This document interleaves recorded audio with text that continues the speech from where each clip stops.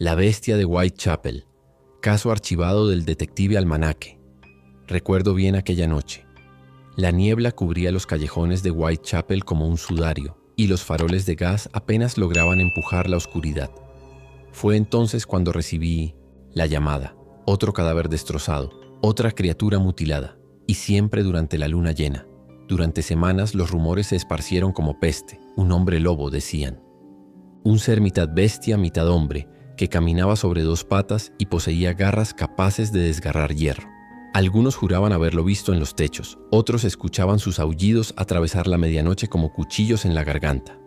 Mi nombre es Almanaque, y esta es la historia de cómo perseguía la criatura más salvaje que haya pisado las calles de Londres.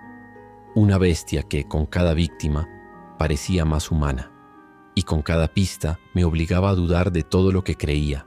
Real. El telegrama llegó una madrugada de noviembre de 1887, cuando el viento aullaba entre las chimeneas de mi apartamento en Baker Street como las voces de los condenados. Había estado despierto hasta tarde organizando mis notas sobre el caso del fantasma de Hampstead Heath, otro de esos misterios que Scotland Yard prefería no recordar, cuando el sonido del papel deslizándose bajo mi puerta me arrancó de mis pensamientos. El mensaje era breve, escrito con la caligrafía temblorosa del inspector Bradshaw. Almanaque. Necesito verle. Urgente. Algo terrible ha ocurrido en Whitechapel. Algo que no debería existir. Dejé caer el telegrama sobre mi escritorio y me serví una copa de brandy. El líquido ámbar brilló bajo la luz de la lámpara de aceite como oro líquido, pero su calor no logró disipar el frío que se había instalado en mis huesos. Conocía a Bradshaw desde hacía años. Era un hombre pragmático, de esos que solo creían en lo que podían tocar con sus propias manos. Si él me llamaba, significaba que Scotland Yard había topado con algo que escapaba a su comprensión racional. Y ese era precisamente mi territorio, los casos que otros no podían o no se atrevían a resolver. Me acerqué a la ventana y contemplé Londres extendiéndose bajo la luz mortecina de los faroles de gas. La ciudad nunca dormía realmente, simplemente cambiaba de máscara cuando caía la noche. Durante el día era una dama victoriana respetable, con sus carriajes elegantes y sus caballeros de chistera, pero cuando las sombras se alargaban, revelaba su verdadero rostro, un laberinto de secretos, crímenes y criaturas que preferían la oscuridad a la luz del día. Me vestí con mi abrigo de lana negra, ese que había pertenecido a mi padre, también investigador de lo inexplicable, y tomé mi bastón. No era un bastón común. La empuñadura de plata maciza ocultaba una hoja de acero toledano, y el interior hueco guardaba viales con sustancias que habían demostrado ser útiles contra criaturas que desafiaban las leyes naturales. Agua bendita, sal marina, polvo de hierro y otras cosas que prefiero no mencionar en estas páginas. Las calles de Londres se extendían ante mí como las venas de un cadáver gigantesco, pulsando con una vida nocturna que pocos se atrevían a presenciar. El hansom cab que abordé en la esquina de Baker Street parecía una carroza funeraria navegando por un mar de niebla. El cochero, un hombre canoso con la cara marcada por años de viento y lluvia, me miró con curiosidad cuando le di la dirección.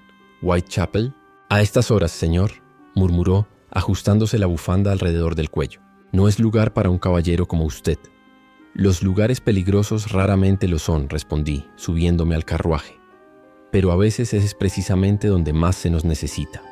El viaje a través de la ciudad dormida fue una travesía por diferentes mundos. Desde las calles respetables de Marylebone, con sus casas georgianas que parecían soldados silenciosos montando guardia, hasta los distritos industriales, donde las chimeneas de las fábricas se alzaban como dedos acusadores.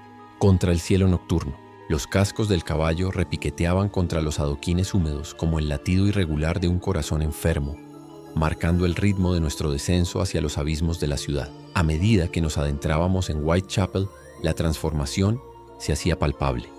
Las casas se volvían más bajas y sórdidas, las calles más estrechas y malolientes. El aire se espesaba, cargado de miseria, desesperación y algo más, un aroma metálico que me resultaba vagamente familiar. Era como descender a los intestinos de una bestia moribunda, donde la digestión de los desperdicios humanos creaba gases tóxicos que se filtraban por cada poro. Las pocas personas que vagaban por estas calles a semejante hora eran sombras sin rostro, prostitutas en busca de clientes desesperados, borrachos tambaleándose hacia destinos inciertos y figuras encapuchadas que parecían fundirse con las paredes húmedas. Todos evitaban el contacto visual, como si reconocieran instintivamente que en estos barrios ver demasiado podía ser peligroso. Bradshaw me esperaba en Dorset Street, bajo un farol que parpadeaba como si estuviera a punto de renunciar a su batalla. Contra las tinieblas, su figura robusta, normalmente tan segura de sí misma, parecía encogida contra la noche. Llevaba su abrigo oficial de inspector, pero lo había abrochado hasta el cuello como si quisiera protegerse de algo más que el frío. Su rostro, normalmente rubicundo por una vida de buenos beefsteaks y cerveza inglesa, lucía pálido como la cera de una vela derretida.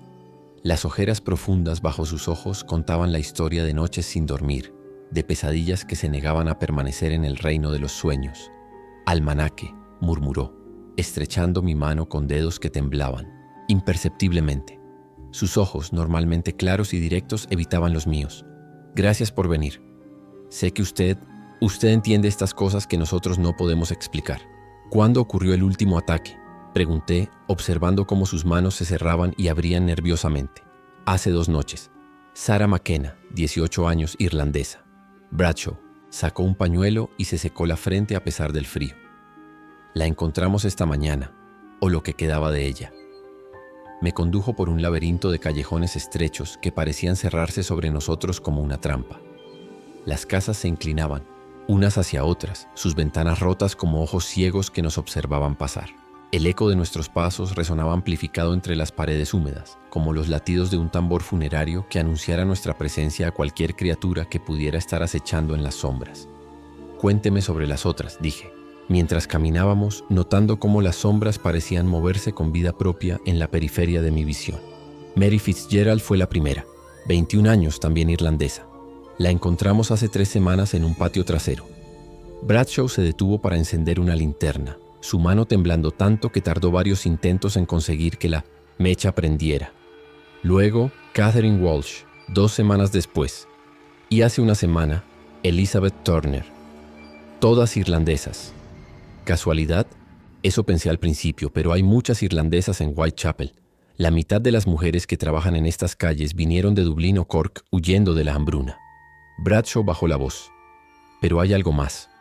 Todas habían estado enfermas recientemente. Todas habían visitado al mismo médico. El aire estaba impregnado de un olor metálico y dulzón que reconocí inmediatamente. Sangre fresca mezclada con algo más, un aroma animal y salvaje que me erizó los cabellos de la nuca. Pero había otro olor, más sutil. Productos químicos, como los que se usaban en los laboratorios médicos. ¿Y ese médico?, pregunté, aunque algo en mi interior ya temía la respuesta. Dr. Pemberton. Theodore Pemberton. Tiene una clínica privada en una zona más respetable, pero viene aquí 2 veces por semana para atender a los pobres. Gratis, dice. Caridad cristiana. Bradshaw escupió en la acera. Los únicos médicos que vienen a Whitechapel son los que no pueden ejercer en otros lados, o los que buscan algo que no pueden encontrar en consultorios respetables. Llegamos a una pequeña morgue improvisada en el sótano de una antigua iglesia metodista. El edificio había sido abandonado años atrás cuando la congregación se mudó a un barrio mejor, pero las autoridades lo usaban ahora para almacenar cuerpos cuando el depósito oficial se llenaba. La ironía no se me escapaba. Un lugar que una vez fue consagrado para la salvación de almas, ahora servía como almacén de carne muerta. Descendimos por escalones de piedra desgastados por décadas de pisadas. El lugar olía a formol y muerte, pero había algo más. Ese mismo aroma salvaje que había percibido en las calles, mezclado con un toque de algo químico y medicinal. Las paredes sudaban humedad, y en las esquinas las sombras parecían más espesas de lo que deberían ser.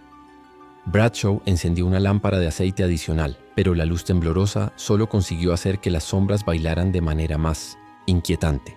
Me mostró 4 cuerpos cubiertos por sábanas manchadas, alineados sobre mesas de madera improvisadas. «Prepárese», me advirtió, su voz apenas un susurro.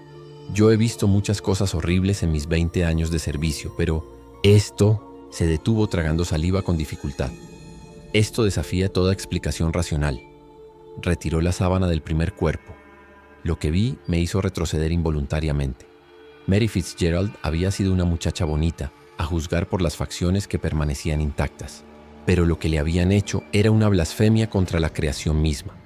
El cuerpo había sido destrozado, pero no con la brutalidad ciega de un loco común.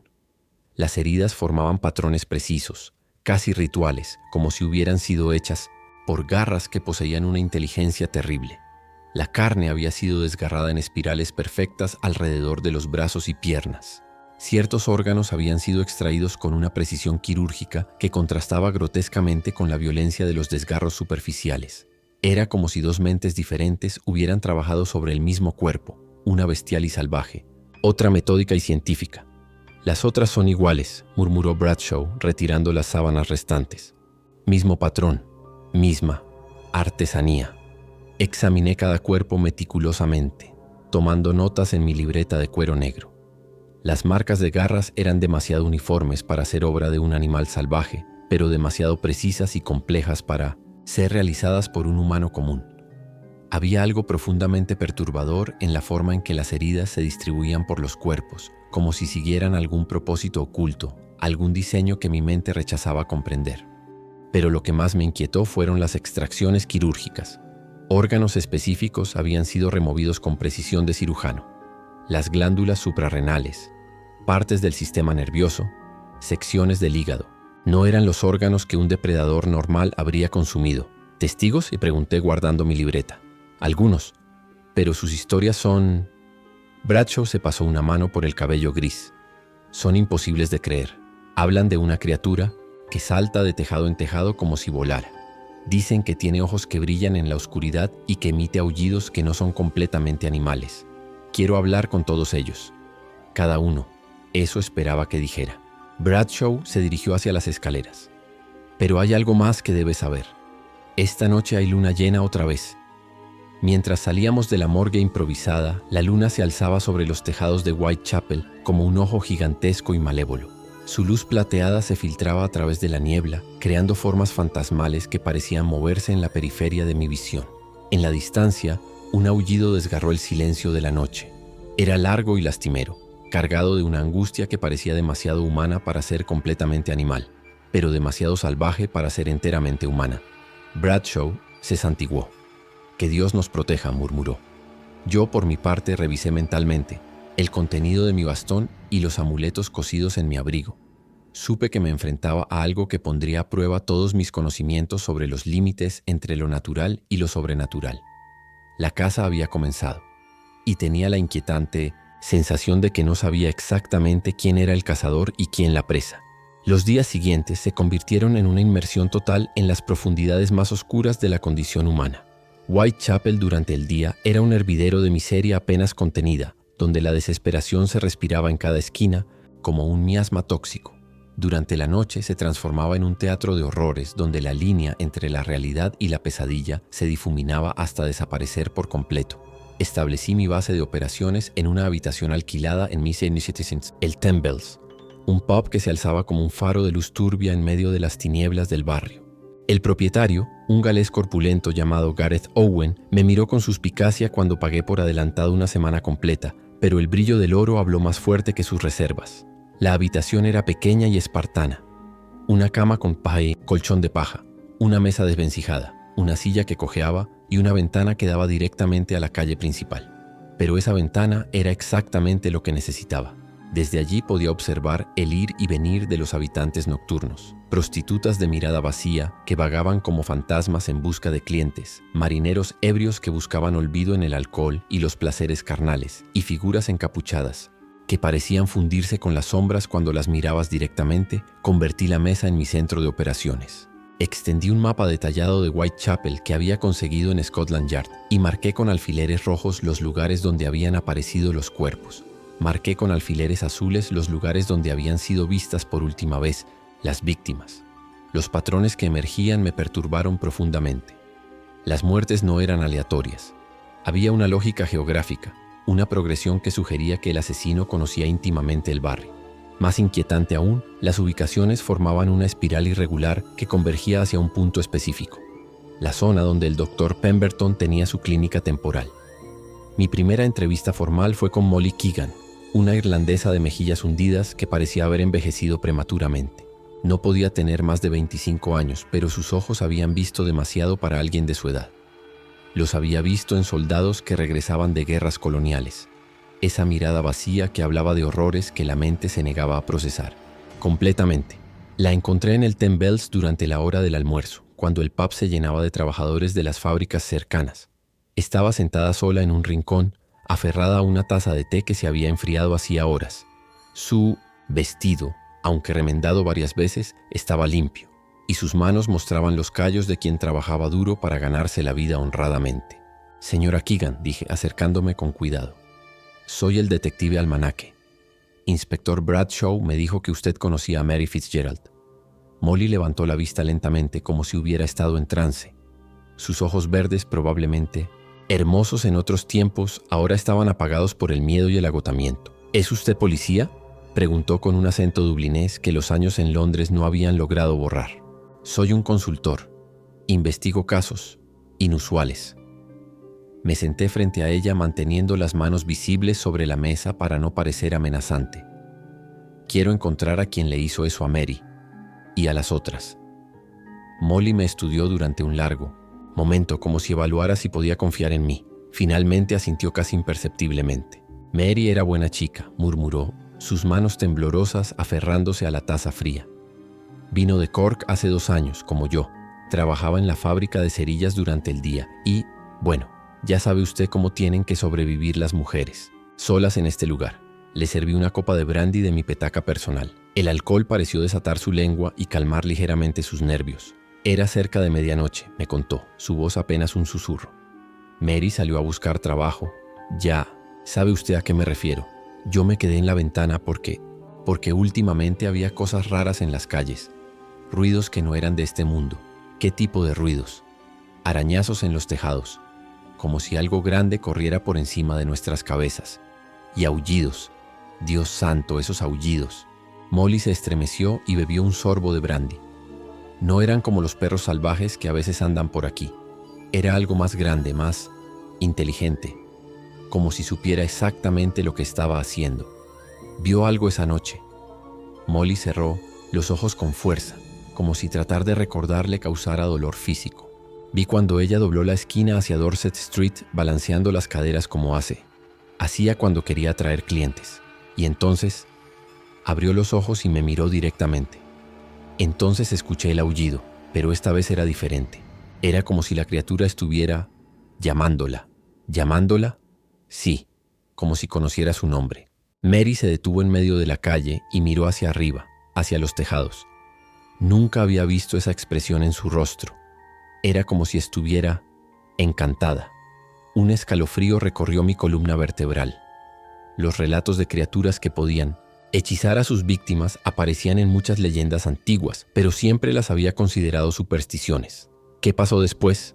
Una sombra saltó desde el tejado de la casa de enfrente. Una sombra que se movía como un hombre, pero tenía la forma de algo que no debería existir. Tenía brazos largos, demasiado largos, y cuando se movía, Molly se pasó una mano temblorosa por la frente. Dios mío, cuando se movía parecía flotar. Tocó el suelo sin hacer ruido y se acercó a Mary. Ella no corrió, no gritó. Se quedó ahí parada como si esperara. Pudo ver el rostro de la criatura solo por un momento cuando pasaron bajo un farol. Molly hizo una pausa luchando por encontrar las palabras. Era como ver a un hombre en un espejo roto. Las facciones estaban ahí, pero distorsionadas, como si alguien hubiera tratado de arreglar algo que estaba fundamentalmente descompuesto.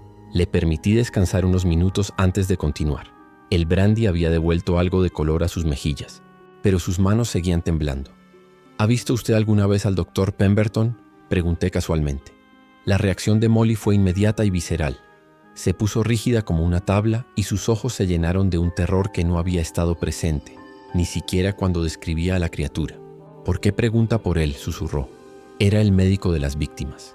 Estoy tratando de entender si hay alguna conexión». Molly miró nerviosamente alrededor del pub, como si temiera que alguien pudiera estar escuchando. «Yo también fui su paciente», admitió finalmente. «Hace unos meses. Tenía una infección en el pecho que no se quitaba. Alguien me dijo que había un doctor que atendía gratis a las chicas como nosotras. Y al principio parecía normal. Un hombre mayor, distinguido, con barba gris y manos suaves. Hablaba como un caballero, muy educado». Molly hizo una pausa, pero había algo en sus ojos. La forma en que me miraba mientras me examinaba. No era como un doctor normal. Era como si estuviera evaluando mercancía. ¿Le dio algún tratamiento? Inyecciones. Dijo que eran vitaminas para fortalecer mi sistema. Pero después de cada inyección me sentía rara, como si no fuera completamente yo misma. Y tenía sueños extraños. ¿Qué tipo de sueños? Molly se inclinó hacia adelante, bajando la voz hasta convertirla en un susurro apenas audible. Soñaba que corría por los tejados como un animal. Soñaba que tenía garras y colmillos. Y lo peor de todo, se detuvo luchando contra las lágrimas. Soñaba que me gustaba la sensación de ser algo salvaje y poderoso. Las piezas comenzaron a encajar en mi mente de manera perturbadora. ¿Dejó de ver al Dr. Pemberton? Sí. Después de la 4ª inyección no pude más. Los sueños se volvían más reales cada noche. Una mañana desperté con tierra bajo las uñas y no recordaba cómo había llegado ahí. Molly se levantó bruscamente. Tengo que irme. No debería estar hablando de esto. Antes de que pudiera detenerla, había salido del pub, dejándome con más preguntas que respuestas y una creciente sensación de que estaba lidiando con algo mucho más complejo que un simple asesino. Esa misma noche decidí patrullar las calles personalmente. Me armé con mi revólver, cargado con balas de plata. Nunca se sabe qué tipo de criaturas pueden acechar en las sombras de Londres. Y salí a caminar por los laberintos de Whitechapel cuando las campanas de la iglesia marcaron las 11. La niebla era tan densa que apenas podía ver a 3 metros de distancia. Cada paso resonaba amplificado, como si caminara por el interior de una catedral vacía. Los faroles de gas creaban círculos de luz amarillenta que parecían islas de falsa seguridad en un océano de oscuridad. Seguí la ruta que habían tomado las víctimas en sus últimas noches, tratando de ponerme en su lugar. ¿Qué habían visto? ¿Qué habían sentido? ¿Por qué ninguna había gritado pidiendo ayuda? Fue cerca de las 2 de la madrugada cuando lo escuché por primera vez. Un rasguño sutil, como garras arañando madera. El sonido venía de arriba. Alcé la vista hacia los tejados envueltos en niebla y creí ver una silueta moviéndose por las tejas, saltando de un edificio a otro con una agilidad que desafiaba las leyes de la física. Seguí el sonido por callejones, que parecían estrecharse a cada paso como si la ciudad misma conspirara para atraparme. Los edificios se inclinaban unos hacia otros, creando túneles de sombra donde mis pasos resonaban como truenos sordos. El rastro me llevó hasta un patio trasero cercano al Támesis, donde el aire se volvía tan espeso que casi podía cortarse, con un cuchillo. El olor animal era abrumador aquí, mezclado con algo que reconocí como el aroma de la sangre fresca y productos químicos de laboratorio. Y entonces lo vi. Una figura se alzaba en el centro del patio, de espaldas a mí. Era claramente humana en su postura erguida, pero había algo profundamente perturbador en sus proporciones. Los brazos eran demasiado largos, las manos terminaban en lo que parecían garras, y todo su cuerpo estaba cubierto por lo que parecía ser un pelaje oscuro y desgreñado. Pero lo que más me inquietó fue darme cuenta de que la criatura estaba llorando. Un sonido bajo y gutural que mezclaba sollozos humanos con gemidos. «Animales, ¿quién anda ahí?», grité, empuñando mi revólver con manos que temblaban ligeramente. La criatura se volvió lentamente, y lo que vi fue el rostro de una pesadilla hecha carne. Los ojos brillaban con una luz rojiza en la oscuridad, pero esa luz estaba empañada por lágrimas. La boca era una aberración, demasiado grande, repleta de dientes afilados como navajas, pero curvada en una expresión de dolor inconsolable. Las facciones fluctuaban entre lo humano y lo bestial, como si 2 formas diferentes lucharan por ocupar el mismo espacio. Era como ver a alguien ahogándose, pero ahogándose en su propia carne. «Por favor», murmuró la criatura con una voz que era apenas reconocible como humana. «Ayúdeme». La súplica me dejó paralizado. En todos mis años investigando lo sobrenatural, nunca había encontrado una criatura que pidiera ayuda. «¿Quién eres?», pregunté, manteniendo el arma apuntada pero sintiendo que toda mi comprensión del mundo se tambaleaba. «No lo sé», gimió la criatura. «Ya no lo sé. A veces recuerdo ser alguien, tener un nombre, una familia. Pero luego la sed vuelve y solo puedo pensar en la casa». Emitió un rugido que me heló la sangre en las venas, pero incluso ese rugido contenía notas de desesperación humana. Saltó hacia las sombras con una velocidad imposible, trepando por las paredes como una araña gigantesca. Disparé 3 veces, pero las balas parecieron atravesar el aire sin encontrar objetivo. En segundos la criatura había desaparecido, dejando solo el eco de su rugido lamento resonando entre las paredes húmedas. Examiné el lugar donde había estado parada. En el barro encontré huellas que me perturbaron profundamente. Eran pies, humanos pero alargados y con marcas de garras en lugar de uñas. Y había algo más, gotas de una sustancia viscosa y maloliente que no era completamente sangre. Tenía un color verdoso y un olor que me recordaba a los laboratorios de química. Recogí una muestra en uno de los viales que llevaba en mi bastón y regresé a mi habitación en el Ten Bells. El resto de la noche la pasé examinando la sustancia bajo mi lupa de bolsillo y tomando notas detalladas de todo lo que había presenciado. A la mañana siguiente, decidí visitar a algunos de los médicos locales. Si alguien sabía qué tipo de sustancia química podía producir esas transformaciones físicas, serían ellos. El Dr. Harrison era un médico jubilado que había pasado la mayor parte de su carrera atendiendo a los pobres de Londres. Su consulta, situada en una casa georgiana que había visto días mejores, estaba llena de libros médicos y especímenes anatómicos que habría coleccionado a lo largo de décadas de práctica. Era un hombre de unos 60 años, con el cabello completamente blanco y unas manos que todavía temblaban ligeramente por los efectos de una fiebre tropical que había contraído en la India. Pero sus ojos seguían siendo agudos, y cuando le mostré la muestra que había recogido, su expresión se volvió grave. «Esto es muy interesante», murmuró, examinando la sustancia bajo su microscopio. «Nunca había visto algo así. Parece ser una combinación de compuestos orgánicos e inorgánicos. Hay elementos que reconozco: adrenalina sintética, extractos, glandulares, pero también hay cosas que...» Se detuvo, ajustando el enfoque. «Hay cosas que no deberían poder combinarse de esta manera. ¿Conoce usted a alguien que tenga el conocimiento para crear algo así?» El Dr. Harrison se quitó los anteojos y me miró directamente. «Hace varios meses», dijo lentamente, «un colega mío, el Dr. Pemberton, comenzó a comportarse de manera extraña. Siempre había sido un hombre brillante, especializado en anatomía comparada y química biológica, pero empezó a hacer preguntas inquietantes sobre la naturaleza de la transformación física». «¿Qué tipo de preguntas?» «Sobre la posibilidad de alterar la estructura corporal humana, de incorporar características de otras especies. Al principio pensé que eran especulaciones científicas teóricas, pero luego...» Harrison bajó la voz. «Luego empezó a pedir cadáveres frescos, muchos cadáveres, y siempre insistía en que fueran de sujetos jóvenes y saludables. ¿Para qué los quería? Decía que estaba investigando las diferencias fisiológicas entre diferentes poblaciones, pero había algo en su manera de hablar sobre los cuerpos que me inquietaba. Los describía como si fueran materia prima». El Dr. Harrison se levantó y caminó hasta una estantería llena de libros médicos. Sacó un volumen grueso sobre anatomía comparada y lo abrió en una página marcada. Theodore siempre estuvo fascinado por la idea de que los humanos conservamos características vestigiales de nuestros ancestros animales, pero en los últimos meses esa fascinación se volvió una obsesión. Empezó a hablar sobre la posibilidad de reactivar esas características dormidas. ¿Eso es posible científicamente? Con el conocimiento actual, no.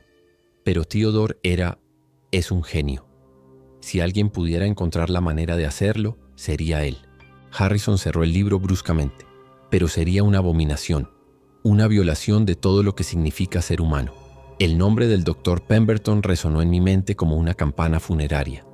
Cada pista parecía apuntar hacia él, pero todavía necesitaba evidencia más concreta. Esa tarde decidí visitar la clínica temporal donde Pemberton atendía a los pobres. Estaba ubicada en un edificio de ladrillo rojo que había sido una escuela primaria antes de que la matrícula declinara.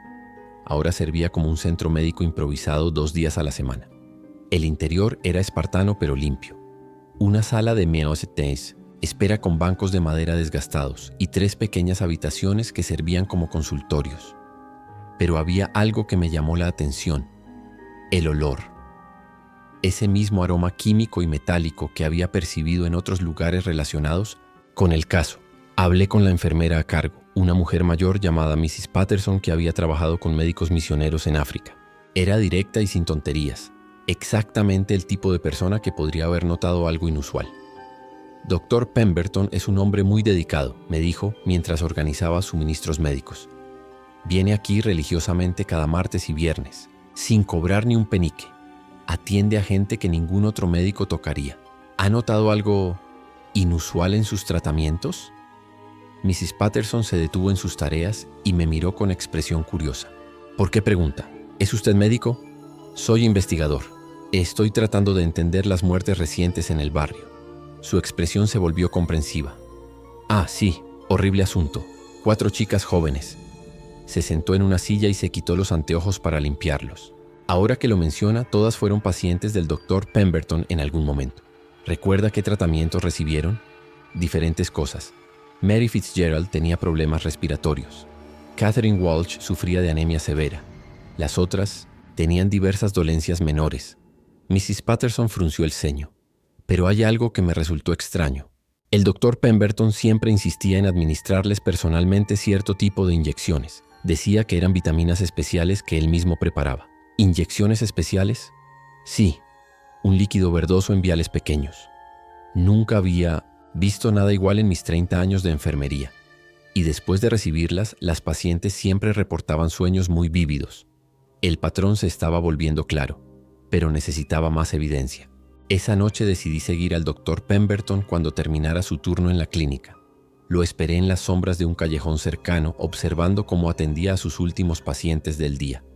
Era un hombre de unos 50 años, alto y distinguido, con una barba gris perfectamente arreglada y manos que se movían con la precisión de un cirujano experimentado. Vestía un traje de tweed de buena calidad y portaba un maletín médico de cuero negro que parecía más pesado de lo normal. Cuando finalmente salió de la clínica, no se dirigió hacia la parada de ómnibus como esperaba.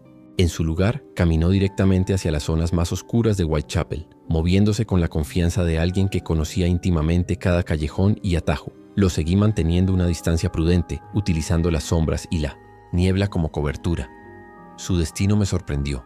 Una casa de huéspedes de aspecto respetable en una calle lateral. Pero cuando se acercó a la puerta trasera, noté algo inquietante. No llamó. Tenía su propia llave. La casa de huéspedes donde había entrado el Dr. Pemberton se alzaba como una mancha más oscura contra el cielo nocturno.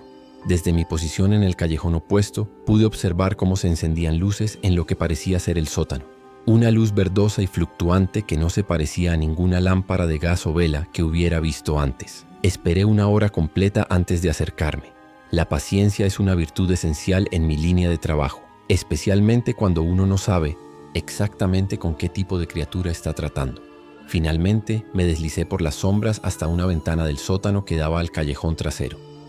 Lo que vi a través del cristal empañado superó mis peores pesadillas. El sótano había sido convertido en un laboratorio que parecía sacado de los sueños febriles de un científico loco.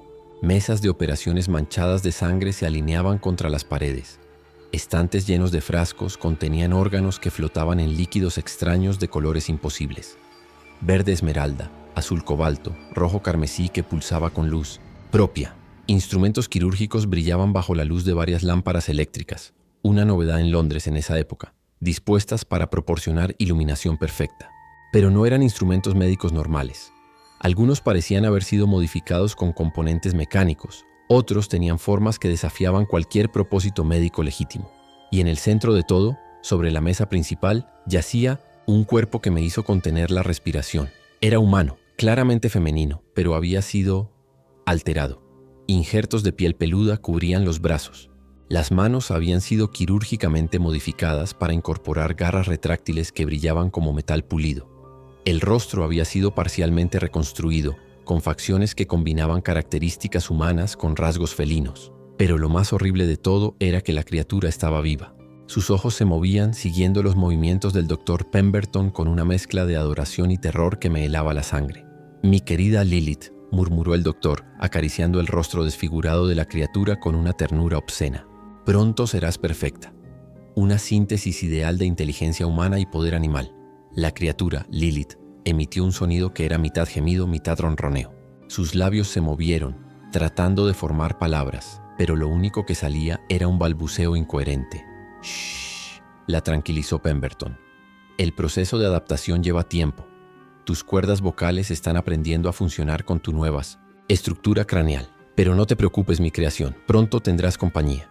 Se dirigió hacia una serie de jaulas que había en la esquina más oscura del laboratorio. Dentro de cada una había figuras encogidas que reconocí con horror como humanas o que habían sido humanas alguna vez. «Mis otros experimentos», explicó Pemberton a Lilith, como si estuviera mostrando su colección de mariposas a un invitado. «Cada uno representa un paso diferente en mi proceso de perfeccionamiento. Thomas, aquí fue mi primer éxito parcial. Margaret mostró una adaptación excelente a los injertos glandulares. Y pequeña Emma, Se detuvo frente a una jaula donde una figura diminuta se acurrucaba en las sombras. Emma fue mi primer intento de crear un híbrido completamente funcional. Una oleada de náusea y furia me recorrió el cuerpo. Este monstruo no solo había estado experimentando con adultos, sino también con niños. Pemberton regresó a la mesa central donde yacía Lilith. «Esta noche haremos algo especial», murmuró, preparando una jeringa llena de un líquido que brillaba con luz propia. «Esta noche te daré la última inyección, la que completará tu transformación y te permitirá salir a cazar por tu cuenta». «Cazar», repitió Lilith con voz ronca, como si la palabra tuviera un significado especial para ella. «Sí, mi querida, cazar y traerme más material para nuestros experimentos. Hay tantas mujeres jóvenes en las calles de Whitechapel, tantas vidas desperdiciadas que podríamos redirigir hacia propósitos más elevados». Fue entonces cuando comprendí la horrible verdad completa. Las muertes en Whitechapel no habían sido obra de un asesino serial común, ni siquiera de una criatura sobrenatural tradicional. Habían sido parte de un proceso de selección, llevado a cabo por criaturas que Pemberton había creado y controlado químicamente. Las víctimas habían sido elegidas no al azar, sino porque habían mostrado resistencia o reacciones adversas a sus experimentos previos.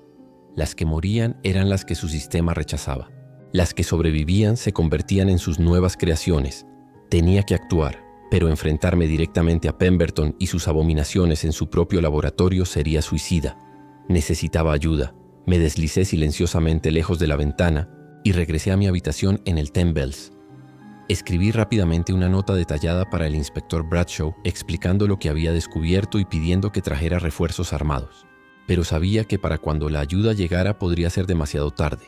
Fue mientras preparaba mis armas, el revólver con balas de plata, varios viales de ácido que llevaba para emergencias y una pequeña bomba incendiaria que había aprendido a fabricar durante mis días investigando cultos diabólicos, cuando escuché un rasguño en mi ventana. Me volví lentamente, temiendo lo que podría ver. Una figura se aferraba al marco exterior de la ventana, mirándome a través del cristal, con ojos que brillaban en la oscuridad. Pero no era Lilith ni ninguna de las otras creaciones que había visto en el laboratorio. Era una criatura más primitiva, más bestial, pero en sus ojos reconocí algo que me hizo bajar el arma. Inteligencia humana luchando contra impulsos animales. «Por favor», murmuró a través del cristal. «Ayúdeme». Abrí la ventana con cuidado, manteniendo una mano en mi revólver. La criatura se deslizó hacia el interior con movimientos que combinaban gracia felina con torpeza humana. De cerca pude ver que había sido un hombre joven. Probablemente no, mayor de 25 años. Su cuerpo había sido grotescamente modificado. Brazos alargados, manos convertidas en garras, un rostro que fluctuaba entre características humanas y lupinas. «¿Quién eres?», pregunté en voz baja. «Thomas», respondió con voz ronca. «Thomas Ashford. Era inspector de fábrica. Tenía una esposa, 2 hijos pequeños». Sus ojos se llenaron de lágrimas que brillaron como diamantes en la luz de la lámpara. «Hasta que enfermé y el doctor se ofreció a curarme. ¿Qué te hizo?». Thomas se sentó pesadamente en mi silla, que crujió bajo su peso aumentado. Me prometió que me devolvería la salud. Me prometió que sería más fuerte, más rápido, más capaz de proveer para mi familia. Su voz se quebró. No sabía que me convertiría en esto. No sabía que me haría matar. «¿Tú mataste a esas mujeres?». «No por elección», gimió, cubriéndose el rostro con sus manos deformadas. «Él me inyecta algo cada 3 días, algo que me quema por dentro hasta que solo puedo pensar en obedecer. Y entonces la sed viene, y tengo que cazar». Una pieza más del rompecabezas encajó en su lugar. «¿Las mujeres que mataste habían sido pacientes de Pemberton?». Thomas asintió miserablemente. «Todas. Él me daba sus nombres, sus direcciones. Incluso me describía sus olores para que pudiera rastrearlas. Decía que eran fracasos experimentales que necesitaban ser eliminadas antes de que pudieran hablar de lo que les había hecho. ¿Y los órganos que extraías?». «Los traía de vuelta a Mael. Los usaba para sus nuevos experimentos. Decía que cada fracaso le enseñaba algo sobre cómo perfeccionar el proceso.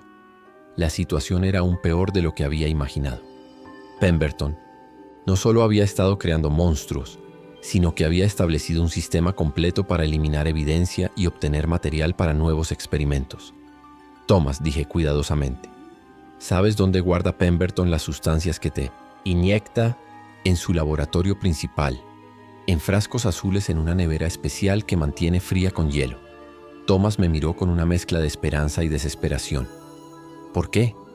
¿Crees que si las destruimos podría recuperar algo de lo que era? No lo sabía, pero era nuestra única posibilidad. Necesito que me ayudes a entrar en ese laboratorio, dije. Juntos podemos poner fin a esto. Thomas se enderezó y por un momento vi un destello del hombre que había sido antes de las transformaciones. Haré cualquier cosa, murmuró. Cualquier cosa para detenerlo, para evitar que le haga a otros lo que me hizo a mí. Planeamos nuestro ataque cuidadosamente. Thomas conocía todos los accesos al laboratorio, las rutinas de Pemberton y las ubicaciones de sus otras creaciones. Yo aportaría las armas y los incendiarios necesarios para destruir completamente el laboratorio y todas sus abominaciones. Salimos de mi habitación cerca de las 3 de la madrugada, cuando las calles de Whitechapel estaban en su momento más silencioso. Thomas se movía por los tejados con agilidad sobrehumana, mientras yo lo seguía por las calles, utilizando las señales que habíamos acordado para coordinar nuestros movimientos. Llegamos a la casa de huéspedes donde Pemberton tenía su laboratorio secreto. Las luces del sótano seguían encendidas, proyectando esa luz verdosa inquietante a través de las ventanas. Thomas se deslizó por la puerta trasera utilizando sus garras para manipular la cerradura, mientras yo me posicioné en la ventana del sótano, listo para proporcionar cobertura si algo salía mal. Lo que siguió fue una batalla que permanecerá grabada en mi memoria hasta el día de mi muerte. Thomas irrumpió en el laboratorio como una tormenta de furia contenida. Pemberton se volvió, sorprendido pero no aterrorizado. En sus ojos vi la misma frialdad calculadora que habría mostrado si hubiera descubierto que uno de sus experimentos de laboratorio había funcionado mal.